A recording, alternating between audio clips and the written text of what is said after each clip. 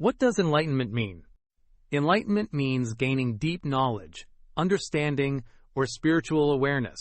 In simple words, enlightenment means becoming wiser or more aware. It often refers to a moment when someone clearly understands something important. For example, travel helped him reach personal enlightenment. This means he gained deeper understanding from his experiences. Enlightenment can also be used in a spiritual or philosophical sense. In many religions and philosophies, enlightenment means reaching a higher level of awareness or truth.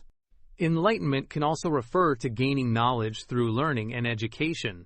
For example, education brings enlightenment to society. Here are more example sentences. Books can lead to intellectual enlightenment. Meditation helped her find inner enlightenment. The discussion gave him a sense of enlightenment. In simple terms, enlightenment means gaining deep understanding or wisdom. Easy way to remember. Enlightenment means gaining wisdom and awareness.